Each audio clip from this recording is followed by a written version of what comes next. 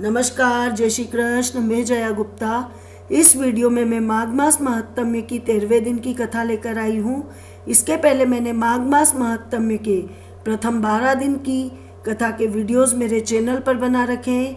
आप मेरे चैनल पर जाकर उन सभी वीडियोस को देख सकते हैं, कथा को श्रवण कर सकते हैं।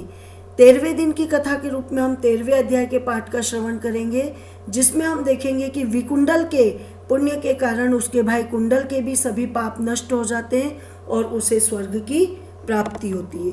परंतु मैं आपको ये कथा बताऊं उसके पहले मैं आपको एकादशी व्रत के कुछ नियम बता रही हूँ।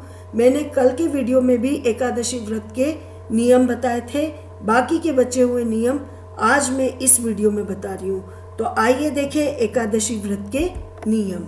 एकादशी के दिन घर में झाड़ू नहीं लगाना चाहिए। आप सोचेंगे कि घर में झाड़ू नहीं लगाए तो क्या गंदगी में रहें? ऐसा नहीं है। ये उस समय के नियम है जब हमारे यहाँ पे फर्श जो होता था वो मिट्टी का या गोबर का हुआ करता था। तो मिट्टी और गोबर में छोटे छोटे जीव रहते थे। तो आप यदि झाड़ू लगाते हैं तो वो चींटी और छोटे छोटे जीव जो हैं वो मर जाते थे झाड़ू लगाने से। तो इसलिए इस तरह के कोई भी अनचाहे पाप के हम भागीदार नहीं बने। इसलिए ये कहा गया शास्त्रों में कि इस दिन घर में झाड़ू नहीं लगाना चाहिए। इस दिन बाल भी नहीं कटवाने चाहिए और ना ही अधिक बोलना चाहिए। इसके पीछे भी शास्त्रों में कारण बताया है कि अधिक बोलने से कई बार ऐसे शब्द निकल जाते हैं जो हम नहीं बोलना है। तो इसलिए ज़्यादा अच्छा है कि हम ज़्यादा नहीं बोलें, उसकी बजाय कम बोलें, ताकि हम किसी भी ऐसे शब्द को नहीं बोल दें जिनसे कि हम पाप के भागी बन जाएं। इस दिन यथाशक्ति दान करना चाहिए, परंतु लोग यदि कोई दान दे रहा है तो उसके दिए हुए अन्न को हमें नहीं खाना है। जो भी व्यक्ति एकादशी का व्रत करता है उसे किसी का भी दिया हुआ या किसी के भी घर का अन्न नहीं खाना है। दशमी के साथ मिली हुई एकादशी को वृद्ध एकादशी माना जाता है और द्वादशी के साथ मिली हुई एकादशी को बहुत ही शुभ एकादशी माना जाता है। वैष्णवों को इसी एकादशी को करने के लिए कहा जाता है। त्रयोदशी से पहले व्रत का पारणा करना चाहिए। व्रत के पारने में पहले ब्राह्मण को जिमाकर उन्हें यथाशक्ति दक्षिणा देकर और फिर भोजन करना चाहिए। इस दिन व्रतधारी व्यक्ति को गाजर, शलजम, गोभी, पालक इत्यादि का सेवन नहीं करना चाहिए। इनके स्थान पे केला, आम, अंगूर, बादाम, पिस्ता इन अमृत तुल्य फलों का सेवन करना चाहिए। प्रत्येक वस्तु का प्रभु को भोग लगाकर उसमें तुलसी दल छोड़कर और फिर उसके बाद स्वयं ग्रहण करनी चाहिए। द्वादशी के दिन ब्राह्मणों को मिष्ठान और दक्षिणा देना चाहिए। एकादशी के दिन चावल नहीं खाए जाते हैं। क्रोध नहीं करते हुए मधुर वचन बोलना चाहिए।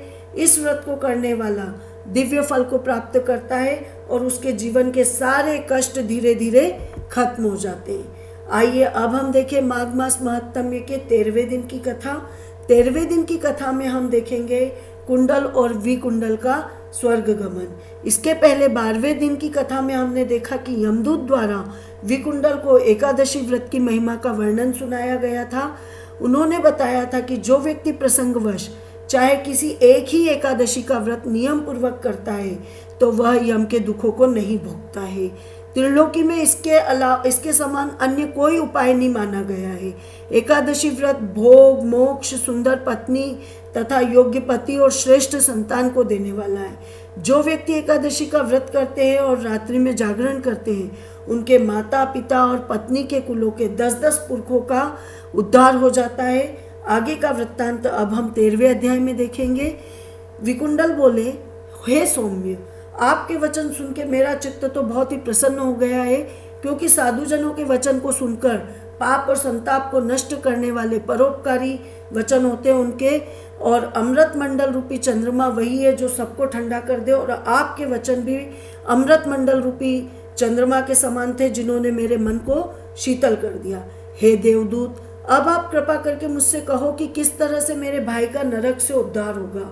तो दत्तात्रेय जी ने कहा कि देवदूत ने उसके ऐसे वचन सुन के उससे उसकी मित्रता रूपी रस्सी में बंधकर अपने ज्ञान दृष्टि द्वारा क्षण भर का ध्यान करके और कहा कि हे वेश्य, यदि तुम अपने भाई को स्वर्ग में ले जाना चाहते हो तो अपने पूर्व 8वें जन्म के इकट्ठे हुए के फल, पुण्य फल उसको दे दो। तो विकुंडल ने कहा कि हे दूत, मुझे ये सब बताओ कि पूर्व जन्म में मैं कौन था, वो पुण्य क्या थे और कैसे और किस कारण से वे मुझे प्राप्त हुए, तभी तो मैं उसे शीघ्र दे पाऊंगा। तो दूत बोले कि हे वैश्य सुनो, मैं तुम्हारे उस पुण्य के कारण सहित तुम्हें बताता हूँ। प्राचीन समय में मधुवन में शाकली नाम के एक ऋषि थे। वे तपस्वी, वेदाध्ययन में संपन्न और तेज में ब्रह्मा के समान थे, यानी उनका तेज ब्रह्मा के समान तेजोमय थे। वो उनकी स्त्री रेवती से 9 ग्रह के समान 9 पुत्र उत्पन्न हुए। ध्रुव, शशि, बुध, तार और ज्योतिष्मान, ये 5 पुत्र तो अग्निहोत्र प्रिय थे और गृहस्थाश्रम में रहते थे। और निर्मोह, जीतमाय, ध्यानकाम और गुणाती, ये 4 पुत्र ने संन्यास लेके बिना विवाह के जंगल में रहने चले गए। यह शिखा और यज्ञोपवीत नहीं रखते थे। मिट्टी, पत्थर और सोने को एक समान समझते थे, यानी उनको किसी भी चीज़ का कोई लालच नहीं था। उनको जो भी वस्तु, अन्न, वस्त्र आदि मिल जाता वो उसी में संतुष्ट रहते थे। चाहे जहाँ बैठ जाते थे।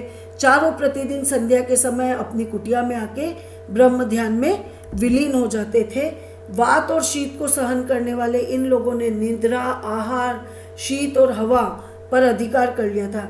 इन पर किसी का भी कोई प्रभाव नहीं पड़ता था। ना तो उनको नींद सताती थी, ना उनको भूख लगती थी, ना ही उनको सर्दी का एहसास होता था और ना ही खूब हवा की आवश्यकता होती थी। ये विष्णु रूप में ही सब चर अचर संसार को देखते हुए मौन धारण किए हुए आनंद से पृथ्वी पर घूमते थे। इस तरह ये सब तुम्हारे 8वें जन्म में मत्स्य देश में तुम्हारे घर में पुत्र, पत्नी तथा कुटुंबी जनों के बीच में मध्याह्न के समय भूखे प्यासे आए थे।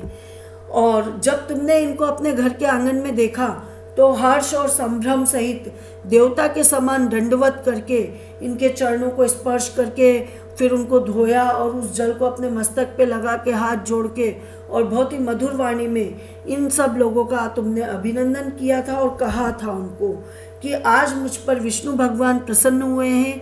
मैं आज सनाथ हुआ हूँ। अभी तक मेरे ऊपर किसी की भी कोई कृपा नहीं थी। अब मेरे माता पिता के रूप में भगवान विष्णु हैं तो मैं सनाथ हो गया।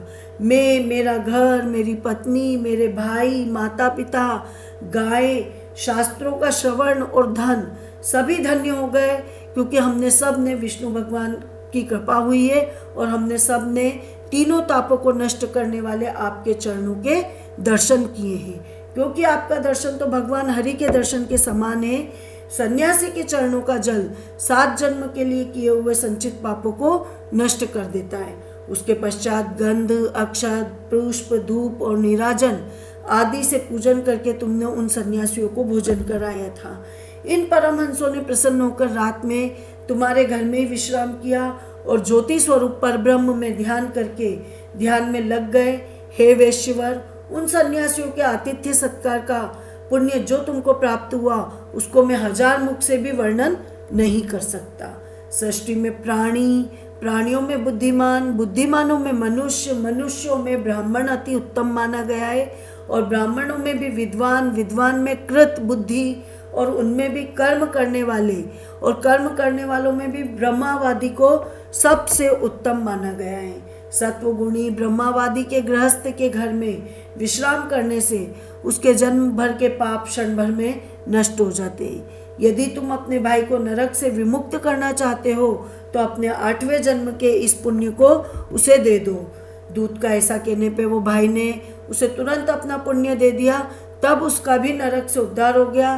तब देवताओं ने उन दोनों पर फूलों की वर्षा की और दोनों को लेकर स्वर्ग में गए। वहाँ भी दूत ने अपने स्थान को चले गया और ये देवदूत वाक्य बुद्धि देने वाला है। हे राजन, इस इतिहास को जो भी व्यक्ति सुनता और पढ़ता है वह पाप मुक्त होकर 1000 गोदान का फल प्राप्त करता है। इति श्री माघ मास महत्तम 13 अध्याय संपूर्ण। आपको मेरा वीडियो अच्छा लगा हो तो इसे लाइक और शेयर कीजिए। अभी तक यदि आपने मेरा चैनल सब्सक्राइब नहीं किया तो कृपया मेरा चैनल सब्सक्राइब कीजिए, बेल आइकन को हिट कीजिए ताकि मेरे नए वीडियोस के नोटिफिकेशन आपको तुरंत प्राप्त हो। हिंदू धर्म, संस्कृति, तीज त्योहार, व्रत कथा, रीति रिवाज इत्यादि जानने के लिए मेरे साथ बने रहिए। जय श्री कृष्ण।